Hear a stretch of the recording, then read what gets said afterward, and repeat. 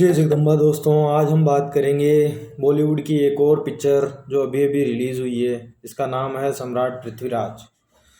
हम इस पिक्चर का टॉपिक इसलिए लेके आए हैं कि हम पिछले दिनों बात कर रहे थे बॉलीवुड के उस षड्यंत्र की जो पिछले कई दशकों से चल रहा है हमारे सनातन के खिलाफ।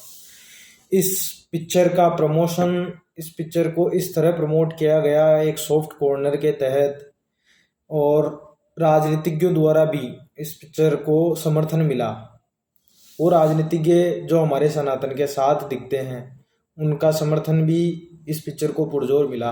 लेकिन शायद किसी ने भी इस पिक्चर को इतिहास से जोड़कर नहीं देखा, ना किसी ने इस पिक्चर में गौर किया कि इस पिक्चर को सनातन के नाम पे बना के किस तरह सनातन को ही नीचे दिखाने की कोशिश की गई। आप लोगों ने, जिन लोगों ने इस पिक्चर को देख लिया है उन लोगों ने गौर किया होगा, और जो लोग इस पिक्चर को अभी तक नहीं देख पाए वो लोग इस पिक्चर को गौर से देखें। इसमें किस तरह दिखाया गया है कि हम लोग किस तरह औरतों का सम्मान नहीं करते थे, उनकी आवाज़ दबाने का काम करते थे, उनकी सुनने का काम नहीं करते थे, औरतों को हक नहीं था अपनी बात रखने का। जबकि सनातन परंपरा में औरत को देवी का दर्जा दिया गया है, और जहाँ तक इतिहास में लिखा गया और मैंने देखा और आप सबने भी देखा होगा, औरतों को हर युग में, हर वक्त में उसी तरह सम्मान और उसी तरह अपनी बात रखने का हक मिलता था जिस तरह आज लोकतंत्र युग में मिलता है। हमारे युग सनातन के समृद्धि काल में तो औरतों का अधिकार पुरुषों से भी अधिक रहा है, और इस पिक्चर में इस तरह प्रमोट किया गया हमें कि हम लोग औरतों की बात सुनते ही नहीं थे, आपसी लड़ाइयाँ इन्हीं में उलझे हुए थे।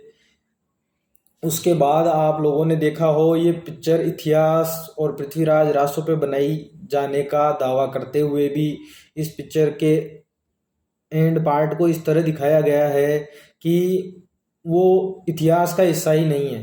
उस पिक्चर को एक सिनेमेटिक ढंग दे दिया। चलो कोई बात नहीं, आप पिक्चर बना रहे हो, उसको आप किसी भी तरह से उसमें अपने विचार और अलग डाल सकते हो, तो उसको फिर आप इतिहास का हिस्सा या इतिहास बता रहे हैं ये बता के मत बताइए कि ये इतिहास था। उससे आगे समाज में गलत इतिहास जाता है और वो गलत संदेश ही आने वाले वक्त में इतिहास बनेगा, क्योंकि लोग इन्हीं चीज़ों से प्रभावित होते हैं। और इसमें एक खास धर्म विशेष को, जो ऐसा था ही नहीं, उसे इस कदर प्रमोट किया गया कि उनका सॉफ्ट कॉर्नर दिखाया गया कि देखिए वो किस तरह लोगों का सम्मान करते थे, इज्जत करते थे। जो शख्स एक दिन पहले किसी पे जूता फेंक रहा हो वो दूसरे दिन इतना सम्मान करेगा दिल से। या आप खुद इस पिक्चर में देखिए किस तरह सॉफ्ट कॉर्नर क्रिएट करने की कोशिश की गई, और आप खुद सोचिए उन लोगों को इतना समृद्ध और आधुनिक दिखाया गया जितने वो आज के युग में भी नहीं है। आप खुद सोचिए अगर ऐसा कुछ होता तो अफगानिस्तान में आपने कहीं ऐसे प्रमाण देखे, कहीं ऐसे विशाल महल देखे जो इस पिक्चर में दिखाए गए। लेकिन ये सिर्फ और सिर्फ उन लोगों की महानता दिखाने के लिए एक माहौल क्रिएट किया गया और उनके पक्ष में दिखाया गया कि किस तरह देखे वो कितने समृद्ध थे। उनका आर्किटेक्चर, ये जो अभी बात चल रही है कि कहाँ था ऐसा आर्किटेक्चर, हम भी डिबेटों में सुनते हैं, हमारे पक्षधर लोग इस ज्ञानवापी वाले मुद्दे पे बोलते हैं कि कहाँ है ऐसा आर्किटेक्चर। अगर है तो ताजमहल की ये यहाँ बात करते हैं, कुतुब मीनार की यहाँ बात करते हैं, लाल किले की बात करते हैं, तो वहाँ क्यों नहीं है एक भी ऐसा। लेकिन इस पिक्चर में वो दिखाया गया कि नहीं, देखिए है।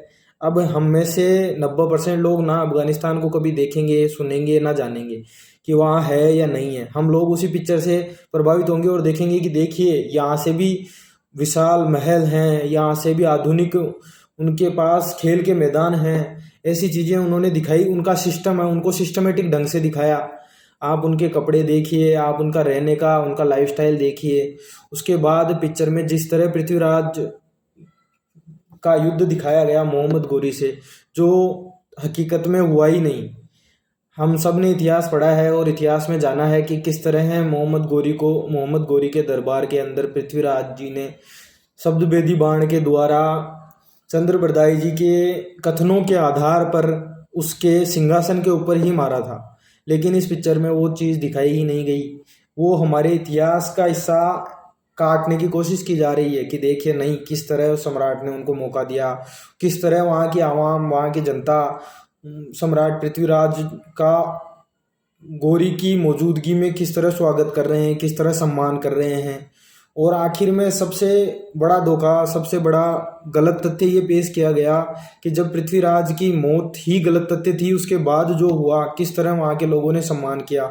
अगर वो लोग इतना ही सम्मान करना जानते थे तो पृथ्वीराज को मोहम्मद गौरी की कब्र के सीढ़ियों में क्यों दफनाया गया, आप खुद सोचिए। लेकिन इस पिक्चर में उन तथ्यों को झुठलाने का पूरा प्रयास किया गया और पिक्चर में ना पृथ्वीराज की वीरता दिखाई गई, ना उसके बचपन का संघर्ष, किस तरह एक अजमेर जैसे छोटे से प्रांत का व्यक्ति, रिश्तेदारी से ही सही, बट किस तरह उसने दिल्ली संभाली, किस तरह उसने पूरे हिंदुस्तान को और बाकी सब सामंतों को अपनी तरफ किया। और आप देखिए किस तरह उसने जो युद्ध लड़े वो विजय हुआ।